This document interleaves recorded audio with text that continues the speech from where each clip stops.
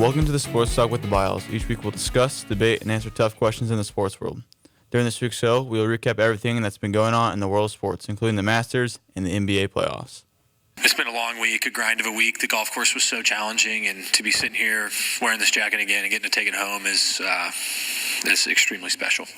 That was Scottie Scheffler on Sunday, recapping his week at the Masters, where he kind of dominated on Sunday, and it was close, throughout the first 3 days, Thursday, Friday, and Saturday. And then, Sunday he pulled ahead, shooting 11 under, winning his second Masters. He became just the fifth player to win from the number one spot in the rankings since it was instituted in 1986. And it was the seventh time in 11 years that the Masters champion won by at least 3 strokes from the rest of the field. Austin, how impressive was this performance from Scottie Scheffler this weekend? I think it was very impressive. I think anyone that can go out and win in the conditions that they had throughout the week, it's just impressive to do. The conditions were not the best. Wind was very bad for our Thursday and Friday, and even Saturday was a little windy, so the only really good day on the golf course they had was Sunday. So I think it was very impressive. You gotta get maybe a few bounces, but Scheffler did win by 4 strokes, so in the end he was just all domination, and then he was 7 strokes ahead of the third place. Yeah, you mentioned that get your bounces and some lucky bounces, and he certainly got that some this weekend. But at the end of the day, winning by 4 strokes is pretty impressive. Coming in second, Oberg 7 under with Homa tied with third for 4 under with Morikawa. It was also 4 under with Fleetwood was 4 under. DeChambeau was 2 under, and then Cam Smith was 2 under as well, tying for 6th. Some other big names, McIlroy was 4 over this weekend. Rahm was the previous champion. He was 9 over with Koepka, and then Tiger Woods was 16 over for the weekend. I feel like with Tiger, especially when he is playing, it brings a kind of a buzz to watching golf, and I think that was kind of impressive this weekend just to see him go out there. And I know some people don't like Tiger and whatever about his past, but I enjoy watching Tiger and see all the fans enjoy watching him. Yeah, I was kind of seeing analogies of people saying Tiger Woods is the Tom Brady, and then now Patrick Mahomes is the Scottie Scheffler of golf. So we'll see how that turns out. But Scheffler could keep winning, he gets 1 or 2 more. I think that analogy could be accurate. Oh, I also hate nowadays with the way sports media is, and we've come to the spot where every time a guy wins, it's becoming, where is he legacy wise? I saw that as well. It was a picture of Tom Brady and Tiger Woods together, and then it was the Mahomes. That's probably the same thing you saw, but I don't like when people do that. It just becomes a way of I don't know. It's just a way of just legacy boosting after one win and stuff like that. And you see it every time someone wins a title in any sport. But speaking of titles, the NBA playoffs, so we're going to crown champion here in June with the NBA playoffs starting this week. So also I'm going to break that down. Starting tonight, the play-in games start tonight. We mentioned last week, if you don't know what the play-in is, the 7 and 8 seed play for the 7 seed, and the 9 and 10 seed. The winner of that plays the loser of the 7-8 game, which will play for the 8 seed. Starting tonight in the West, 7:30 Eastern TNT, Lakers at Pelicans, and then Warriors at Kings, 10 o'clock Eastern on TNT as well. The Lakers lead the Pelicans 3-1 in the series against each other this year. There have been some injuries for both teams. And the Warriors and the Kings are tied 2-2 the series this regular season. Last year, remember, if the Warriors met the Kings in the first round of the playoffs, where Steph Curry and the Golden State Warriors went to Game 7 with the Kings, and Curry dropped 50 points inside the Kings arena. Let's see if he can do that tonight as well. Austin, with these 2 matchups, which one's the most intriguing one in your opinion? I think the Warriors and Kings won. I think you don't know a lot about the NBA if you would say the Pelicans, Lakers, because Pelicans haven't really done much in the last several years. And I think just with the history of the Warriors and Kings, I think that's just the prime time 10 o'clock matchup tonight. So I think a lot of people should be intrigued by this game, and I think it's gonna be a great game. I might pull a little Warriors just because of Steph Curry, but it's gonna be a good game. I think a lot of people are rooting for the Lakers-Warriors matchup for the 8 seed.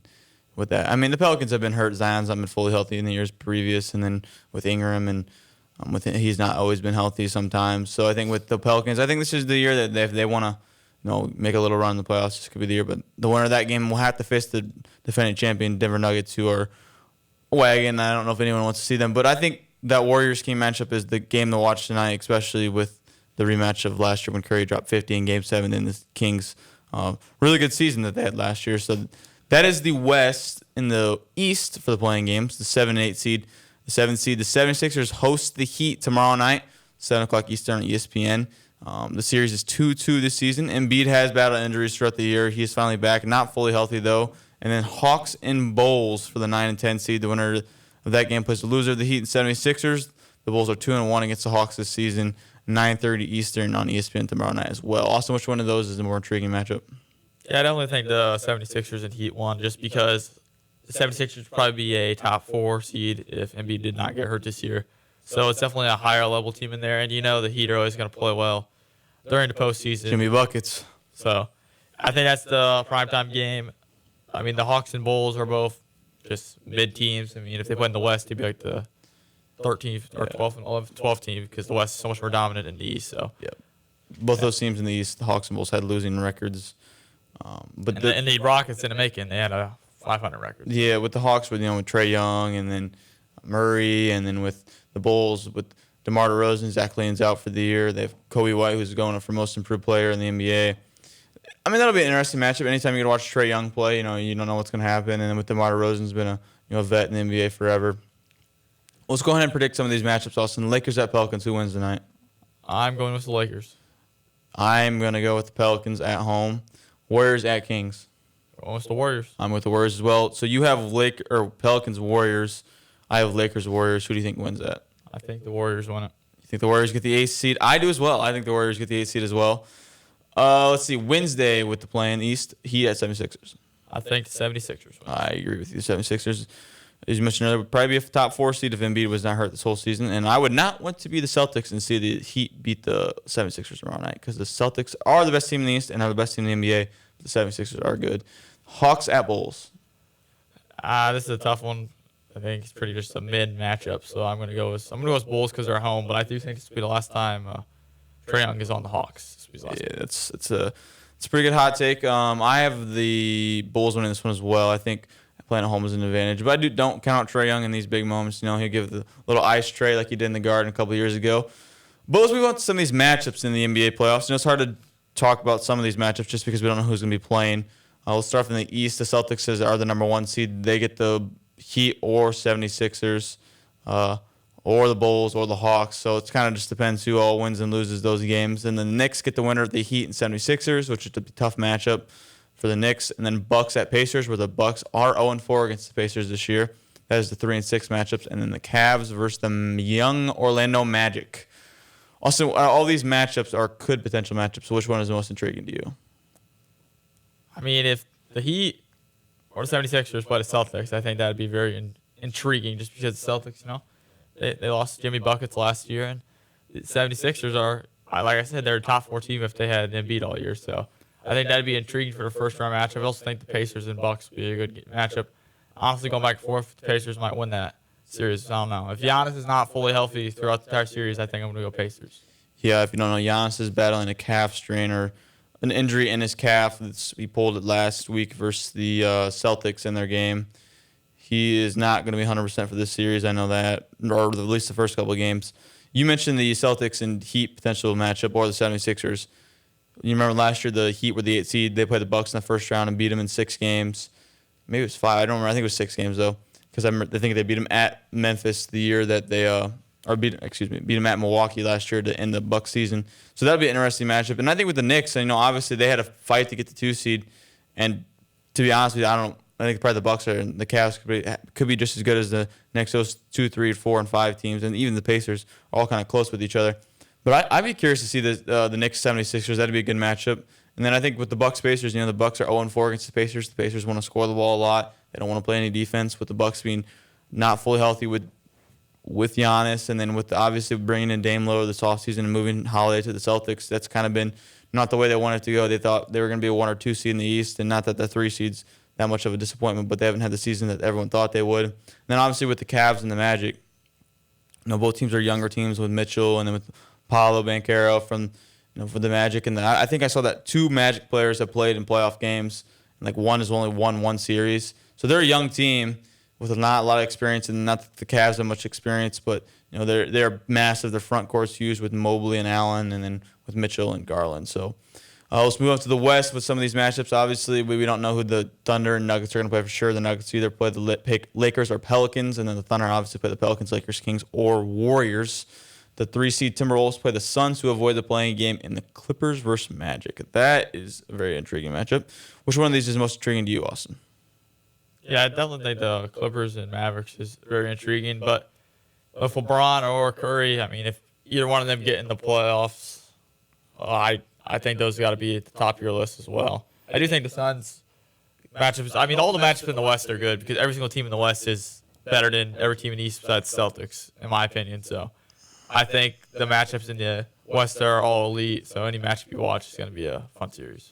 Yeah, the West is so much better than the East this year. But honestly, I think the most intriguing matchup for me is probably that Clippers Mavericks. The bubble a couple years ago when they had to play with Luka versus all those guys in LA with the Clippers in the bubble. That was a really entertaining series. Luka hits a buzzer beater and then he sends the Clippers home.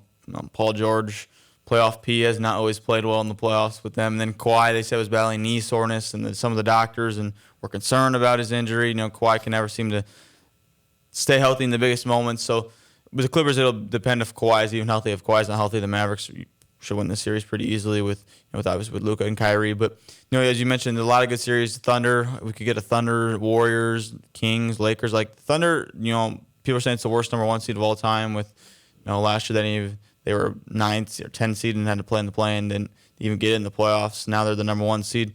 A lot of young talent and stuff like that. But could see possibly upset with that. And then with the Nuggets, obviously, the Nuggets-Lakers would be an interesting matchup just because with the previous, Jokic and Murray and all those guys coming back to try to win it again. And the Timberwolves Suns with, Anthony Edwards becoming a rising superstar with Karl Anthony Towns and Gobert and all the role pieces they got around with try to build a dream team with KD and Booker and all them, and it hasn't really necessarily worked out to what they thought it was going to be. But the West will be interesting. Let's go ahead and predict some of these matchups, Austin, here. Let's start with the East, the Celtics versus whoever the 8 seed is. I don't know who you have at the 8 seed. I don't remember who. I think it was the Heat you said would be the 8 seed. How many games did Celtics win, or if the Celtics win at all? Yeah, I don't really think it matters who they play. I think the Celtics are going to win. I do think if they play the 76ers, they might be in a little trouble, but it might go longer, I'm just saying. But I do think the Celtics win this. I have them in 5, but it just depends on the matchup, honestly. Yeah, I have Celtics in 5. I do think if the 76ers win this, end up being the 8 seed, that it could go longer than that, and maybe the 76ers can pull up a massive upset. But I have the Celtics winning in 5. Let's go Knicks versus the 7 seed 76ers or Heat. Yeah, I think if the 76ers win, I definitely think they can beat the Knicks. The Knicks all-time playoff chokers.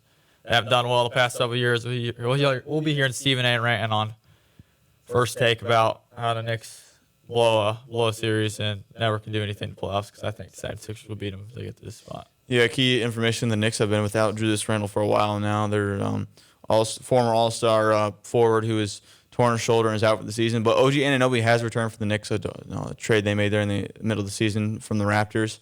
I think they're 20-3 since he's been available and playing for the Knicks. So that is a key piece. I have the 76ers winning in 7 games versus the Knicks. I think this series is going to be a great series for determinants of how many games they play and stuff like that. I feel like it's a pretty even matchup. But I think it kind of all depends, too, whether Embiid's fully healthy and whether he can play every game the way that they need him to play to win the series. Let's go Bucks and Pacers. Yeah, so this is a matchup that I honestly just switched. I had the Bucks winning, but I honestly believe the Pacers are going to win the series. I don't really trust the Bucks. They have not really been that consistent all year. And, they've kind of been a little disappointing. They went and got Dame, and they haven't really performed to the level they thought they were going to perform. And now with Giannis possibly not playing the first or second game of the series, and I think it's just going to make it even more easier for the Pacers to win the series. So I'm going to go Pacers in 6. I'm going to go Bucks in 6. Obviously there is concern if you're picking the Bucks in the series with obviously Giannis' injury concern, but even with the struggles they had against the Pacers this year, and there's not even love lost between these two teams. This year there was almost a fight during the game where I think Giannis he either broke a record or scored the most points in his career or something like career high, and the Pacers had Oscar Tshiebwe score his first points, and they wanted to keep the game ball for him even when they won, and they were trying to take the game ball away from Giannis since he broke some record or something like that. And there was a big scuffle and stuff like that. So there's no love between these two teams right now. And then Tyrese Halliburton made a joke that's saying, winner gets to keep the ball or something like that. So they know what the stakes are. But I'm going to go Bucks in 6 here. I mean, if Giannis is healthy, and which I think I don't think he's going to be 100%, but I think he'll be healthy enough for them to win this series. So I'll go Bucks. And then we have Cavs versus Magic. Yeah, I want Cavs here. I'm not really a I'm not really a big on the Magic. I mean, and again, another young team with Paulo and all that. So I'm going to go Cavs. I think they'll win this in 5. Yeah, I'm going to go Cavs in 6 here. You mentioned that, and I mentioned before that the Magic are a young team with Paulo and Franz Wagner and all those guys. So, this will be a team that they're going to try to boost their team roster in the offseason and get better and put guys around Banchero and even put another superstar around Banchero. But I'm going to go Cavs in this one. Their front court is massive with Allen and Mobley, who are massive shot blockers, which will impact Banchero, and then with Mitchell and Garland, who's had a kind of an underachieved season for Garland. But Mitchell, he's a dominant scorer with the ball and without the ball. So I'll go Cavs in 6. Let's go to the West. The Thunder versus which 8 seed? What do you how many games you got that going? Yeah, I don't really think it matters which 8 seed they play. I think Thunder wins the series. 7-6 games, I think, will be with any team that they play, but I think the Thunder will win this. I'm gonna go Warriors in 6 with Thunder if they play the Thunder. I do not. And obviously, the Thunder are really young with Shea being really young and Chet being young and Walt Williams being really young. But I'm going to go Warriors in 6. I trust the Warriors. I don't know if they're even going to win tonight and let alone get out of the play-in game to get this seed. But if the Warriors do win this, I have the Warriors winning in 6. If not, I think the Thunder win in 6. I'm not going to bet against Steph Curry, Green, or Clay in these moments. And the Warriors have been playing really good basketball, honestly. If they wouldn't struggle without Green throughout the season with some injuries, they would have probably been the 6 or 7 seed in the play-in game instead of the 10 seed. But I think they've had one of the best records in the NBA over the last 20 or 30 games. So I'm going to go Warriors in 6. Nuggets versus Lakers or Pelicans. Yeah, I think the Nuggets win no matter who they play. The Nuggets are they're just elite. When they get to the postseason, they'll perform every time, and I just don't think there's any way the Nuggets lose in the first round this year.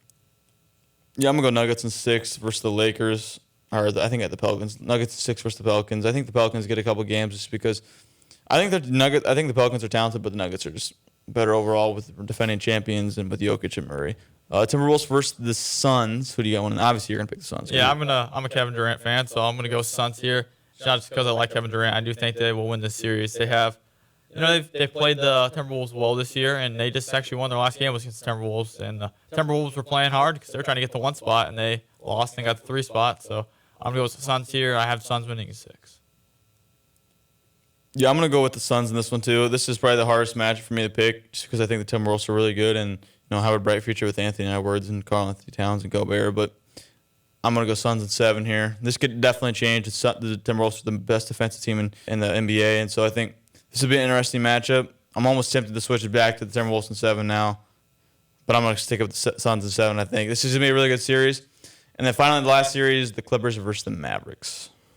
Yeah, I'm going to go with the Mavericks here. I think Luka will be the X factor in the series. I mean, it's kind of no-brainer. He's the best player, but I do think he's going to outperform Paul George and Kawhi and all their stars on the Clippers. And I don't really trust the Clippers in the playoffs, especially with Kawhi. Like you said earlier, he'll have an injury come up halfway through the series. So I'm going to go with the Mavs here. I'm going to go with the Mavs in 6 as well. I think with Kawhi's knee injury that they're worried about right now, I think that's a massive impact on the Clippers' success. And then with Luka and Kyrie, I think the Mavs go ahead and win this in 6.